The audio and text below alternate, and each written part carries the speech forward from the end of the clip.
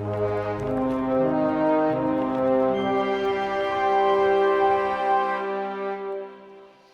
right. Hello, everyone. Seems like the energy's still hanging out Saturday at ETHDenver. For this next talk, if you're into the AI agent wave, you're not going to want to miss it. Stick around. We've got From Clicks to Agents, How AI Agents Are Changing the Internet, given to us by Andrea Muttoni, president of the Story Foundation. Let's hear it. Yeah. Amazing. All right, I'll get right into it because I already lost 1 minute thanks to this introduction. Okay, clicks to agents. In this talk, I am not talking about any crypto project at all. So no shilling. I want to really just think about how the internet will change as agents become more and more the operators and the navigators of the internet. And to do that, let's take a step back first and think about clicks, right? Which is what humans usually do.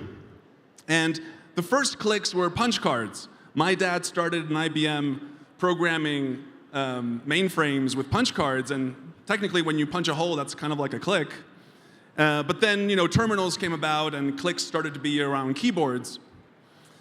And then Xerox also started to introduce the concept of a GUI. And clicks suddenly started to become on screen, and the concept of a mouse started to be introduced. And then, of course, we all know that GUI evolved both on the Apple side, on the Windows side, into basically the way that we interact with technology today. And that's great, but so far the internet was made for clicks, right? For humans. And if we look at the internet and how it used to be especially, you can see that things like buttons, things like input fields, things like links were all built around links, built around clicks. This is, for example, a Google site in the late 90s. This is, believe it or not, how Netflix looked in the late 90s as well. And things got a little bit out of hand when, this is probably one of the darkest periods of the web. But things got better, and now we have beautiful designs, we have beautiful UIs, great best practices. There's a whole industry of UI design, UX design. On our team, we have amazing designers, and this is amazing. But this is still all built for humans, right? And if you think about it, some of these components, and we'll look at them in a bit more detail in just a second, some of these components could potentially be a little confusing for non-humans, like iconography that is not clearly labeled, or buttons that are unnecessarily animated or hidden, calendar pickers, which are the bane of accessibility. And the whole web right now is built around optimizing it for humans. This is Google's Page Speed Insights. The score that you get when you analyze your website is how good is it for a human? So, for example, the first contentful paint, right? How quickly does something load? What's the first input delay? And little consideration, at least today, is given to agents. But AI agents today are starting to use the web too. Not just scrape it, right, to train their models, but actually use it. You can start to delegate actions to users, to agents. So this is an example of, this is using a library called Browser Use, which is great if you haven't tried it. And you can basically unleash an agent on a live website or multiple live websites, and it can use a browser and it can navigate. And you see, this is like a representation of what the agent sees. It highlights all the elements. It tries to figure out what to click, what to input, how to navigate the website. And right now, it's kind of like forcing agents into a web made for humans, because they have to adapt to the way UIs have been created for us. But that's probably going to change in the future, and this is what I want to talk about. Let's talk about what elements of the web right now could be problematic for agents. The first one is, as I kind of mentioned earlier, difficult user interfaces. Things like navigating this. To us, it seems so obvious, like, oh, flights, cars, packages, things to do, cruises. But for an agent, all of that content is hidden unnecessarily. Right now, it's just on stage. So if an agent visits this website and wants to book a car, it could get confused and think that the input fields are related to booking a car. Date pickers, as I mentioned earlier, are especially confusing even for humans sometimes. Like the one on the right is absolute torture. The one in the middle I'm not even going to get into. And this one is kind of okay unless you have to change the year, and then it starts to get complicated. But you see, even the one on the left has extra buttons and functions on the bottom that will probably confuse agents that are just visually trying to navigate the site. Also, things like custom selects and drop-downs. Airbnb has created like a custom drop-down, custom select with buttons where you can specify, but it only shows if you hover over the guests. Modals or modals are especially annoying to humans, but also to agents because they basically cover content that would otherwise need to be accessed. And it prevents further action from being taken unless you take the actions that the modal asks you to. Carousels. Carousels hide UIs unnecessarily, right? The agent will need to know that it has to click the arrows and wait for the carousel to finish and then browse the UI. Also, asynchronous content. So being able or having to load additional content is especially inaccessible because not all of the information is exposed right away. And context dialogues. For us, it's natural to right-click and have more context, but for agents, they don't even need the concept of a click necessarily. So all of this information, all of this context should not be hidden away for agents in order for them to immediately take action. The second, let's say, dark pattern for agents is hiding content on sites. For example, interstitials, like in the New York Times, you can skip to content as you see in the top left. For example, I'm based in Europe, and what you see on the right is what I have to live with every single day, every single website that I visit. And it's damn annoying because no one really cares about cookies anyways. But things like login, pop-ups, they're all hiding very precious information behind them that an agent could use to take action. And especially in modern times, there is a trend towards hiding information, hiding text, hiding basically descriptive content, right? We see this both in UIs, but we also see this in advertising. Advertising is basically pictures of people doing stuff and a little logo of the brand somewhere. And so an agent that visits the site and you've asked it to shop for something, what's it going to choose from these three options? Two of them show shoes, and one of them shows a person kneeling down with a hat. And another trend is collapsing content because we are simple creatures. We can't take a lot of information at once. And so designers have correctly decided that we shouldn't have too much information in one go. We should have only the minimum necessary information needed to get something done. And so things like collapsing content, things like sidebars, are kind of gatekeeping access to agents that could absorb everything at once. And thirdly, I know that humans hate this as well, but this has an even more potentially dangerous outcome for agents is advertisements and deceptive content. So if you look at this website, everything that's red has nothing to do with the website, right? It's basically 10% of screen space is dedicated to the actual content. And so if an agent, like the one that you saw in the video earlier, were to load this website and try to take action, they would completely go off base right away. Also deceptive practices, like when you book a flight and the airline conveniently automatically adds a seat for you, which is not free, right? An agent would have to look out to deselect the seat. Otherwise, you would probably not delegate this action to an agent because you would be spending more money. Or Ryanair, that automatically opts you into insurance unless you go through a massive drop-down and select in the middle of all the options, do not insure me. And the insurance is obviously has a cost. So if agents will be the main navigators of the web, how will the internet change, right? And this is where we have to start going from user experience to agent experience. So UX to AX. We had UX, we had DX, developer experience, and now we have to start thinking about AX, agent experience. And in a lot of ways, experience really is synonymous with accessibility.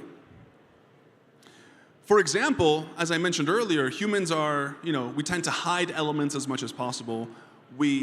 Designers tend to make things look really cool for them to be alluring and to give the brand a vibe.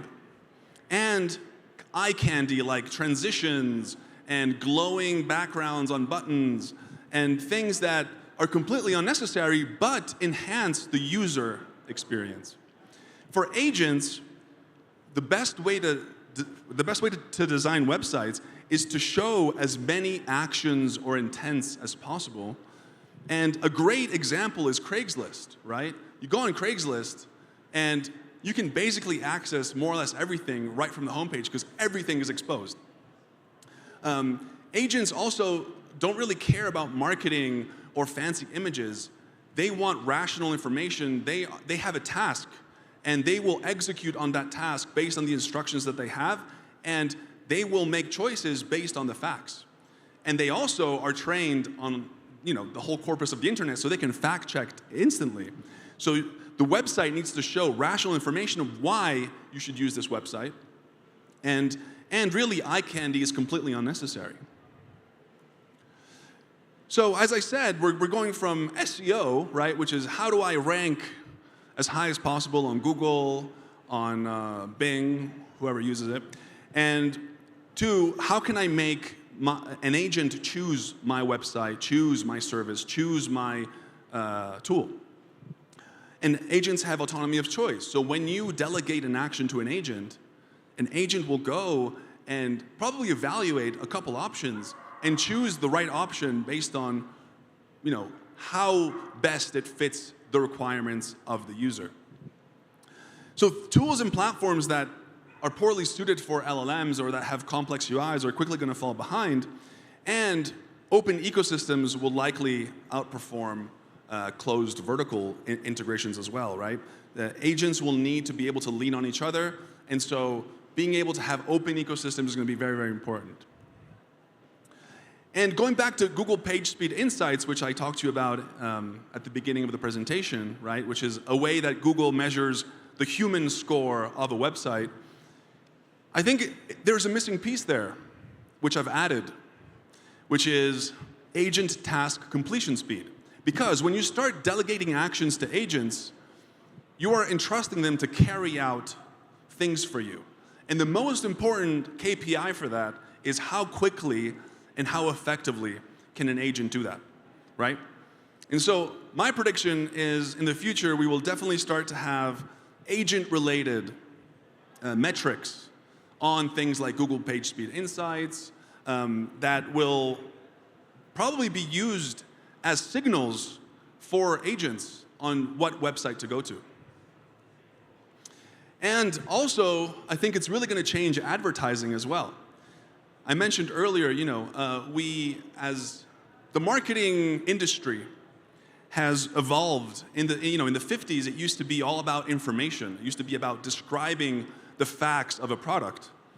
And recently, in the last 50 years, it's gone to be much more about emotion and vibes and feeling and connecting emotionally with the potential consumer. So on the left, we have a classic example of an advertising today. And on the right, you see how much text that old advertisement has, because it wasn't trying to sell you a lifestyle. It was trying to literally inform you of all the specific details of why you should choose, in this case, Hertz. And I think we're going to see a trend back towards very descriptive advertisement, because if humans are not the ones browsing, then agents will need as much information as possible. And my hot take is that AI agents will do more for accessibility, human accessibility, than anything else to date, right? And this is a tweet that I have to admit, I was a little late in preparing this presentation. And so if you see the timestamp on this tweet, it was because I looked it up a couple hours ago. I found this tweet randomly, and I think it summarizes perfectly what I've been trying to convey so far, which is websites that have not changed in the last 15 years are the most agent-friendly. So in a way, and ironically, the new modern wave of the internet, which is all agentic, is actually going to trigger an evolution backwards towards simpler websites, simpler UIs, and simpler and more informative information rather than visually stimulating information. Another thing that is important to consider, and I don't think we've actually tapped into this yet, but I just want to inception it in your minds, is agents are dynamic. Humans adapt very slowly to things, whereas agents don't have that burden. So humans hate it when anything changes, right? If a website changes a single button, people go crazy. And because we tend to be habitual animals. We like to do the same things, we like routines.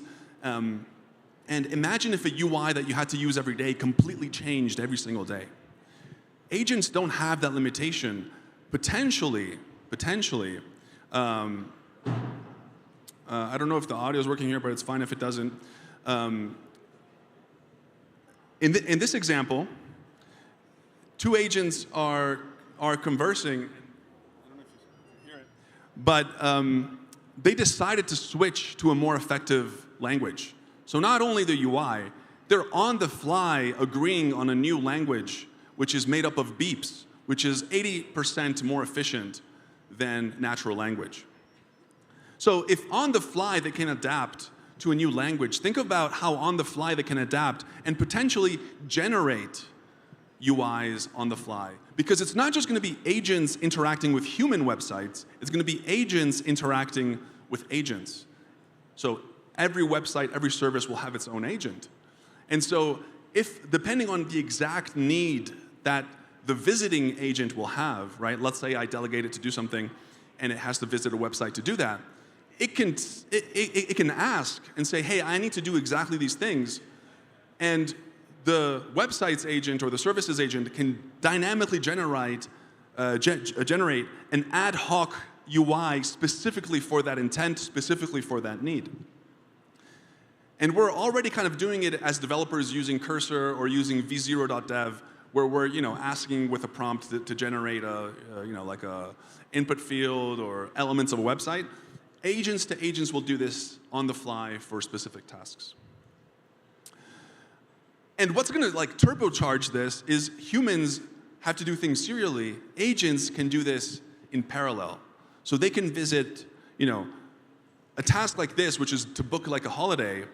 Everything that this poor individual will have to think about can be delegated entirely to a collection of different agents from a collection of different services, and all of this will happen in parallel, which will essentially trigger a ton of transactions. And this is where I think crypto is the best product market fit for. Because agents don't need to have identity. They can get an EOA and transact immediately. Plenty of work in the last years have been done on the infra side, trying to make things as fast and as scalable as possible. So I won't even get into that. So I really think that crypto is going to be the best transacting layer for agents. And lastly, I'm out of time, but I'm also out of slides.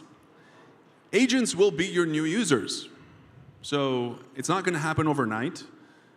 People will still be able to visit the internet, of course, but next time you build something, think about how an AI agent is going to experience it, think about how it's going to use it. Try to play around with tools like browser use, which is a library, and try to get an agent to visit that website, that service, that tool, and use it, and see where it fails, see where it gets confused. Because the whole internet will change accordingly over time. And that's it. Thank you.